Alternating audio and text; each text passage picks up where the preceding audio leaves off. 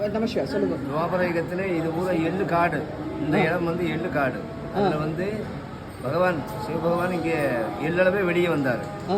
எள்ளளவு வெளியே வந்து இன்னைக்கு எள்ளளவு டெய்லி பெருசாகி இப்போ வந்து 40 அடி வெளியே வந்துட்டார். ஓ அப்படியா? சூரிய பகவான் சந்திர பகவான் லிங்கத்தில் இருக்காரு. பார்த்தீங்களா இல்லையா? சூரிய பகவான் சந்திர பகவான் இருக்காரு. 40 அடி வெளியே வந்துட்டார். கஷ்யபம்னி சிஷ்யர் விபாண்ட மகிழ்ச்சி காசியில் வந்து இவர் மகாதேவ் சிவபகவான் இருக்கார். பார்த்தீங்களா? அவர் இதுக்கு சொல்கிறதுக்கு எத்தனை ஜென்மமானாலும் முடியாதுன்னு இவர் சொல்கிறார். யார்? அகஸ்திய மகிழ்ச்சி லோபாமுத்ரா கிட்ட சொல்கிறாரு. எத்தனை ஜென்மமானாலும் இதனை பற்றி காசியினுடைய வரலாறை பற்றி அவருடைய மகிமையை பற்றி பேசுறதுக்கு எத்தனை ஜென்மம் எடுத்தாலும் யாருக்குமே முடியாதுன்னு அவர் சொல்கிறார். யார்? அகஸ்திய மாமுனி. கஷ்யபம்னி சிஷ்யர் விபாண்ட மகிழ்ச்சி விஷசங்குடு தள்ளி தபஸ் பண்ணார். அதான் கஷ்யபம்னி சிஷ்யர் விபாண்டக மகர்ஷி. அவருடைய மகன் தான் ரிஷிசுங்குடு. விபாண்டக மகர்ஷி மகன் தான் ரிஷிசுங்குடு. இதெல்லாம் வரலாறு இருக்குதும்மா. அவர் இங்கே தபஸ் பண்ணார். தபஸ் பண்ணும்போது முதல்ல வந்து இங்கே இந்த இது லிங்கம் இருக்குது பார்த்தீங்களா? இந்த லிங்கத்துக்கு நேராக போனோம்னா அப்போ ஊர் எதுவுமே கிடையாது. காசியில் வீடு கிடையாது. சேமேஸ்வர் காட்டு வரும். சேமேஸ்வர் காட்டு. அங்கே காலையில் 3லேருந்து 4 வரைக்கும் பிரம்மமுகூர்த்தத்தில் ஸ்நானம் பண்ணி அங்கேருந்து கங்காதேவி எடுத்துகிட்டு வந்து டெய்லி அபிஷேகம் பண்ணார். அபிஷேகம் பண்ணி பகவான் தரிசனம் கொடுக்கல. மறுபடியும் தபஸ் பண்ணார். தபஸ் எத்தனையோ வருஷம் பண்ணார். மறுபடியும் தரிசனம் ஜோதிலிங்க ஸ்வரூபத்தில் தரிசனம் கொடுத்தாரு. கொடுத்து டெய்லி எல்லாரும் வாழ்ந்துட்டு வருவேன். யார் வந்து பார்க்குறாங்களோ அவங்களுக்கெல்லாம் மோட்சம் கொடுப்பேன்னு சொல்லி பகவான் விபாண்ட மகிழ்ச்சி அவர்கிட்ட சொன்னார். அப்படியா? ஆமாம். அப்புறம் அவர் வந்து இங்கே பிரதிஷ்டை பண்ணார். இந்த பிரதிஷ்டை ரொம்ப விசிஷ்டமான பிரதிஷ்டை. துவாபர யுகத்தில் விபாண்ட மகிழ்ச்சி பண்ண பிரதிஷ்டை. அதாவது நம்மளுக்கு இந்த ஜென்மம் இருக்குது பார்த்தீங்களா? இந்த மானிட ஜென்மம். அதுக்கு முன்னே எத்தனையோ ஜென்மம் இருக்குது.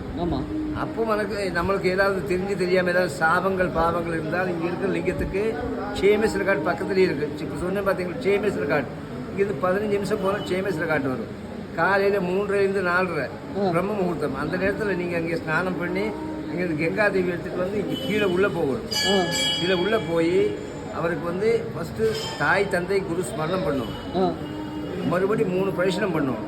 பிரதட்சணம் பண்ணி தெரியாமல் என்ன சாபம் பாவம் இருந்தாலும் எல்லாம் இது பண்ணி நிவர்த்தி பண்ணி நம்மளுக்கு மோட்சம் கொடுக்கணும். அவர்கிட்ட அந்த லிங்கத்தை அந்த பகவான்கிட்ட நீங்கள் வேண்டிட்டு அவருக்கு 3 தடவை அந்த கங்காதேவியை இது பண்ணணும். ஊற்றி நல்லா நமஸ்காரம் பண்ணணும். நமஸ்காரம் பண்ணி வெளியே வரும்போது க்ஷமாயாச்சனை கரசேரண குதம் வா காயஜம் கர்மஜம் வா ஸ்ரவணநயனஜம் வா மானசம் வா அபராதம் விகிதம் வா சர்வம் ஏதச்சமஸ்வா சிவ கருணாந்தி ஸ்ரீ மகாதேவ சம்பவம். தெரிஞ்சால் சொல்லுங்க. இல்லைன்னா நான் தெரியாமல் ஏதாவது தப்பு பண்ணிட்டா மன்னிச்சுங்க. வெளியே வரணும். மறுபடியும் அங்கே போகணும். அவர்கிட்ட போய் 3 பிரதட்சணம் பண்ணணும். கொஞ்சம் எள்ளு வைக்கணும். எள்ளு வச்சு நல்லா நமஸ்காரம் பண்ணணும். எள்ளு வச்சு அந்த 3 கங்காதேவி 3 தடவை அங்கே கூட்டணும். கங்காதேவி 3 தடவை அவர் கூட்டணும். அவர் கூட்டி நல்லா நமஸ்காரம் பண்ணி இந்த பக்கம் ஏறினீங்களா அந்த பக்கம் இறங்கணும். இறங்கி வந்து இங்கே வாங்க. இந்த பக்கம் வாங்க. இங்கே வாங்க. நான் இது மூர்த்தி எடுக்க வேண்டாம். விக்கிரகம் இந்த சிகரத்து கோபுர தரிசனம் பார்த்தீங்கன்னா உங்களுக்கு என்ன சாபங்கள் பாவங்கள் எல்லாம் விலகி மோட்சம் கிடைக்கும். அப்படியா? என்ன பாவங்கள் சாபங்கள் மோட்சம் கிடைக்கும். இது வந்து சாஸ்திரம் சொல்றது கிடையாது. சாஸ்திரத்தில் காசியில் பண்ணாதான் உங்களுக்கு கோடி புண்ணியம். வேறு எங்கேயுமே அந்த பழியம் கிடைக்காது. எங்கேயுமே கிடைக்காது. இது வந்து அதாவது பாருங்க, கடவுளும் ஆண்டவனையும் பார்க்கலாம், அவரையும் பார்க்கலாம், ரெண்டையும் பார்க்கலாம். வேற எங்கேயுமே தெரியாது.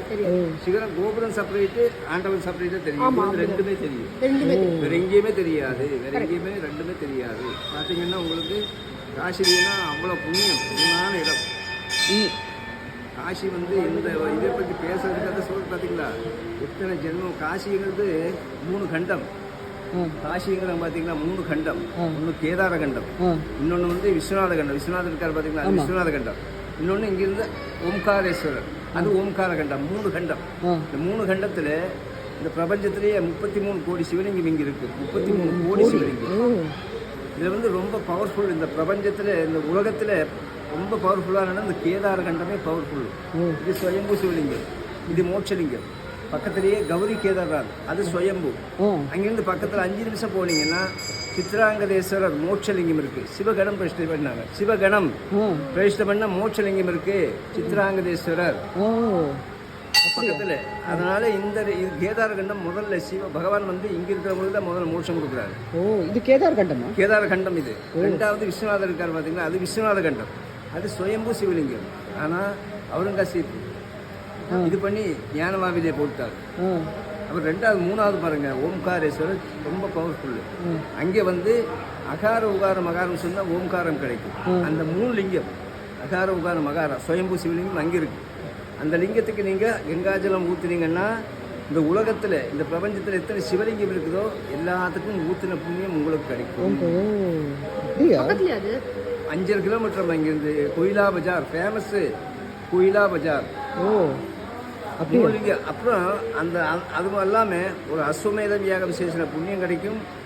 1,00,000 ருத்ரஜபம் விசேஷன புண்ணியமும் அங்கே இருக்கிறதுக்கு நீங்கள் அந்த கங்கா ஜலத்தை ஊற்றுறீங்கன்னா அதுவும் கிடைக்கும். இது பூரா கண்டத்தில் சாஸ்திரத்தில் இருக்குது. காசி கண்டத்தில் இருக்குது எல்லாம். நீங்க செஞ்ச உங்களுக்கு புண்ணியம். அதுக்காக பகவானா வந்து அமைச்சிருக்காரு, சிவனா அமைச்சிருக்காரு. அதாவது டெய்லிங்கன்னா அடியன் வந்து இந்த அவர் கொடுத்துருக்காரு பார்த்தீங்கன்னா இங்கே இருக்கிறதுக்கு உண்டான இது அதுக்காக சேவை பண்ணிட்டு இருக்கிற அடியன் வரவங்களுக்கெல்லாம் சொல்லி எது செய்கிறவங்களுக்கு உங்களுக்கு அந்த புண்ணியம் கிடைக்கும். அதுக்காக எத்தனையோ பேர் போகிறாங்க. போனீங்கன்னா அந்த புண்ணியம் உங்களுக்கு கிடைக்கும். சரி, அதுக்காக தான் இத்தனை தான் சொல்கிறது. இது இல்லை. ஓம் நம சிவாய். ஓம் நம சிவாய்.